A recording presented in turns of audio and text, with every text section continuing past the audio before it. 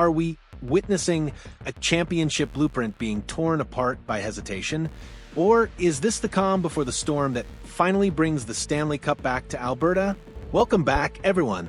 We are staring down the barrel of the March 6th NHL Trade Deadline, and let me tell you, the tension in Edmonton is thick enough to cut with a skate blade. We aren't just talking about tweaking a roster here. We are talking about the existential crisis of a franchise that has knocked on the door of glory for 2 straight seasons, only to have it slammed in their faces. The clock is ticking, and the questions surrounding the Edmonton Oilers right now go far beyond simple player acquisition. This is about identity. This is about self-reflection. Do the Oilers see themselves as a finished product that just needs time?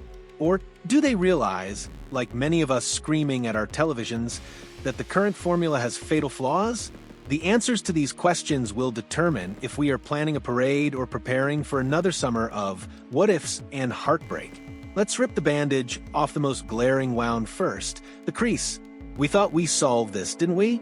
When the front office made the bold, perhaps even reckless, decision to ship out Stuart Skinner and Calvin Pickard in a midseason shakeup, the narrative was clear. Upgrade the goaltending at all costs. Enter Tristan Jarry and Connor Ingram. On paper, it looked like a masterstroke. In reality, it's starting to feel like we traded one headache for a migraine.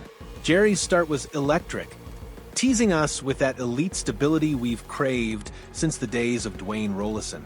But then came the injury, and since his return, let's be honest, he's been shaky. We are seeing soft goals, rebound control issues, and mistakes in 5 of his last 8 starts. That is terrifying. We traded Skinner to avoid inconsistency, yet here we are, staring it right in the face again. And what about Connor Ingram? He's been decent, posting a 6-4-1 record, but decent doesn't win you 16 games in the playoffs. He hasn't been the brick wall he was upon arrival. This creates a massive dilemma for management. Do you double down and trust that Jarry and Ingram will find their rhythm? Or do you admit the gamble hasn't paid off yet and go back to the market? Historically, panic trades for goaltenders at the deadline rarely work out. Remember the Ryan Miller experiment in St. Louis? It's a dangerous game. But if you stand pat and Jarry falters in game 1 of the first round, the riot act will be read by every fan from Jasper Avenue to the suburbs. The silence from the front office is deafening, and frankly, it's making the fan base sweat. We need an answer, and we need it now. If the goaltending situation is a headache, the defensive core is a full-blown migraine that threatens to derail the entire season. Let's dive deeper into the blue line, folks, because this is where championships are truly won and lost. The Oilers are currently playing a dangerous game of Russian roulette with their defensive structure. We look at the pairings. Matthias Ekholm with Evan Bouchard, Darnell Nurse with Jake Wallman, and the duo of Spencer Stastny and Tyler Emberson. When they are on, they look like world beaters suffocating offenses and moving the puck with surgical precision. But when they are off, it's a disaster movie. We see blown coverages, panic with the puck, and lanes opening up that are wide enough to drive a Zamboni through. You cannot win the Stanley Cup with a Jekyll and Hyde defense. You just can't. Context is everything here. Think back to the 2006 run or even the recent Vegas Golden Knights championship team. What did they have? Unwavering consistency on the back end. They didn't need to be flashy every night, but they were rarely a liability. Right now, Edmonton is surviving, not thriving. We are reacting to problems rather than dictating the play. Looking ahead to the 2025-26 season, the strategy has to shift. We have aging contracts and bodies that are starting to feel the grind of multiple deep playoff runs. The Oilers need to stop putting band-aids on bullet holes and start performing major surgery. We need youth. We need cost-controlled assets who can skate, move the puck, and actually defend without taking a penalty every time they get beat wide. The return of Paul Coffey to the bench is the wild card here. We all remember the magic he worked last season. The defense looked revitalized, aggressive, and confident. But can lightning strike twice? Can a legend's voice in the locker room fix structural flaws that seem to be baked into the roster's DNA? There is a massive split in the fan base right now. Half of you believe Coffey is the savior, who will whip this unit into shape just in time for April. The other half? You're terrified that relying on coaching to fix personnel issues is a recipe for disaster. If the Oilers don't add a legitimate shutdown defender, someone who eats pucks for breakfast, we are asking too much of our goaltenders, whoever they may be. In the Western Conference, where teams are loading up on heavy, physical forwards, our current inconsistency is blood in the water. We can talk about superstars all day, but let's get real. The bottom six is where the Oilers are bleeding out, and nobody seems to be applying a tourniquet. This is the silent killer.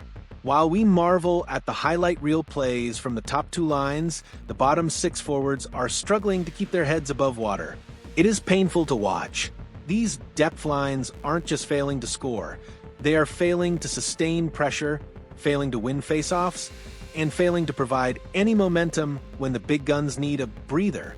In the modern NHL, your third and fourth lines cannot just be energy lines that skate around and hit people. They need to be threats. Right now, Edmonton's bottom six looks less like a weapon and more like a survival unit, desperately trying not to get scored on for 45 seconds so McDavid can get back on the ice. Let's project this into a playoff series against a team like Dallas or Colorado. Those teams roll four lines deep. If our bottom six gets caved in every shift, it forces the coaching staff to overplay the stars. By game 5 or 6, our top guys are exhausted, their legs are gone, and the errors start piling up. We have seen this movie before, and the ending always sucks. The lack of depth scoring puts immense pressure on the defense and the goaltender because every game becomes a tightrope walk. One mistake by a fourth liner and the puck is in our net. The solution? We need to go shopping for glue guys. I'm talking about players like Blake Coleman, Jake DeBrusk, or Brandon Tanev. These aren't just names, they are archetypes. We need guys who have been through the wars, who know how to kill a penalty, who can chip in a greasy goal in double overtime. Imagine adding a player with Tanev's speed or Coleman's defensive responsibility. Suddenly, the coach trusts all four lines. Suddenly, the opposition can't just match their checking line against our top line and ignore the rest. It changes the entire tactical landscape of a 7-game series. If the Oilers ignore this and think they can outscore their depth problems, they are delusional. The analytics show it, the eye test confirms it, and deep down, every fan knows it. We are one injury away from having an AHL-level bottom six in the playoffs. That is unacceptable for a contender. So, if we have a gun to our head and can only fix one thing, what is the silver bullet? It's the defense. It has always been the defense. Look, I love a high-scoring affair as much as the next guy, but playoff hockey is a different beast. It's a grind. It's ugly. It's low-scoring. And in that environment, a shaky defense is a death sentence. If the Edmonton Oilers can only make one significant move before March 6th, it has to be fortifying that blue line. We need clean exits. We need to stop turning the puck over under pressure. We need a unit that can handle the relentless forecheck of the league's best teams without crumbling. Think about the ripple effect. A better defense protects the goaltender, making Jerry or Ingram look better than they might actually be. A better defense transitions the puck faster, getting it into the hands of our elite forwards so they can attack rather than spending 40 seconds of their shift chasing the puck in their own zone. It is the foundation upon which the entire game is built.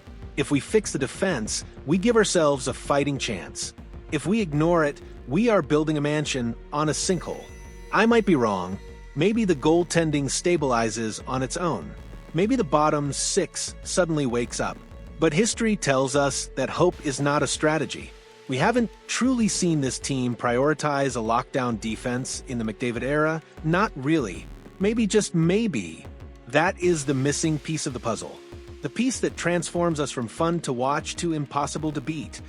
So here is my challenge to you, the fans. I want you to flood the comments right now. If you were the general manager and you had one bullet left in the chamber, where do you aim it?